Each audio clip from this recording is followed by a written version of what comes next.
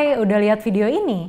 Jumat 14 Oktober kemarin, dua orang aktivis melemparkan sup tomat ke lukisan sunflower karya Van Gogh yang disimpan di Galeri Nasional di London. Mereka kemudian nempelin tangan ke dinding pakai lem dan melakukan orasi. Apa yang lebih penting, seni atau kehidupan? Aksi tadi adalah bentuk protes biar publik sama pemerintah makin sadar sama masalah perubahan iklim. Namanya vandalisme karya seni, dan belakangan marak dilakukan sama aktivis lingkungan. Pertanyaannya, apa hubungannya lukisan sama pemanasan global? Apakah aksi kayak gitu beneran efektif buat meningkatkan kesadaran? Kita bahas itu di Newsroom 63B kali ini. Silakan subscribe YouTube Tirto dan follow Instagramnya, biar kamu nggak ketinggalan info-info yang menarik dan tentunya relate buat kita semua.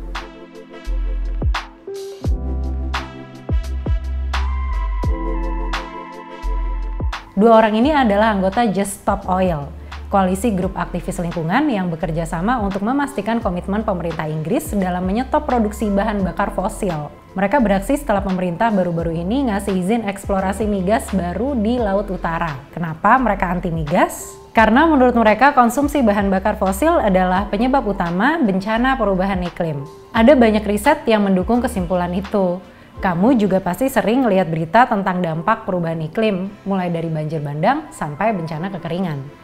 Dengan kata lain, yang dipertaruhkan adalah masa depan umat manusia. Tapi, kelompok aktivis ini menilai omongan para pemangku kebijakan gak bisa dipegang. Perhatian publik juga jadi gampang kedistraksi ke isu lain. Jadi mereka memutuskan untuk melakukan vandalisme seni. Tindakan merusak karya seni yang dipamerkan di publik ditujukan biar orang melihat kerusakan tersebut. Banyak karya seni legendaris yang pernah disilet, dipukul palu, disiram cat, atau dilempar cairan kimia.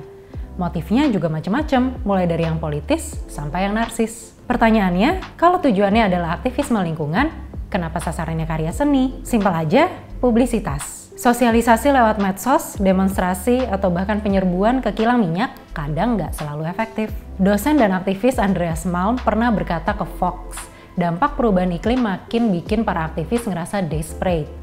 Mereka akhirnya bereksperimen dengan cara-cara yang lebih disruptif biar lebih menarik perhatian pemerintah.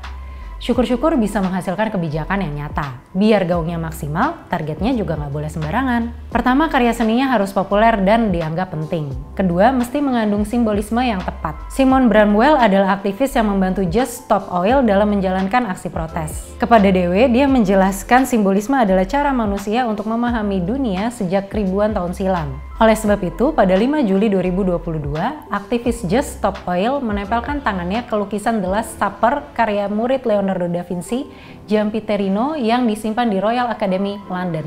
Simon mengatakan The Last Supper atau perjamuan terakhir adalah simbol nilai-nilai barat yang paling ikonik. Lukisan itu juga ia maknai sebagai ancaman perjamuan terakhir bagi para korban gagal panen dan bencana malnutrisi akibat perubahan iklim. Beberapa pihak sebenarnya nggak setuju kalau tindakan Just Stop Oil dikategorikan sebagai vandalisme. Simon pun menegaskan bahwa aksi mereka nggak benar-benar ditujukan untuk merusak lukisan. Dia tahu lukisan sunflower Van Gogh dilapisi kaca, jadi aman meskipun kena sup tomat. Contoh lainnya adalah lukisan The Hay Wain karya John Constable yang dipajang di Galeri Nasional di London.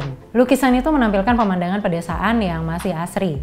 Pada 4 Juli 2022, aktivis Just Stop Oil menutupinya dengan lukisan yang juga menampilkan suasana pedesaan. Tapi versi yang lebih gersang, ada pepohonan mati, cerobong asap pabrik, dan langit yang penuh polusi sebagai simbol memburuknya kualitas lingkungan hidup. Jadi apakah kampanye seperti itu benar-benar efektif untuk meningkatkan awareness? Kritikus seni Philip Kennicott membagikan perspektifnya lewat laman The Washington Post. Menurutnya, vandalisme seni cenderung salah sasaran dan kontraproduktif. Tindakan kayak gitu dinilai bikin krisis lingkungan tampak konyol, terutama di mata orang-orang yang sebenarnya belum ngeh sama isu perubahan iklim. Pertanyaan lebih penting lukisan atau bumi juga dianggap rawan memecah belah.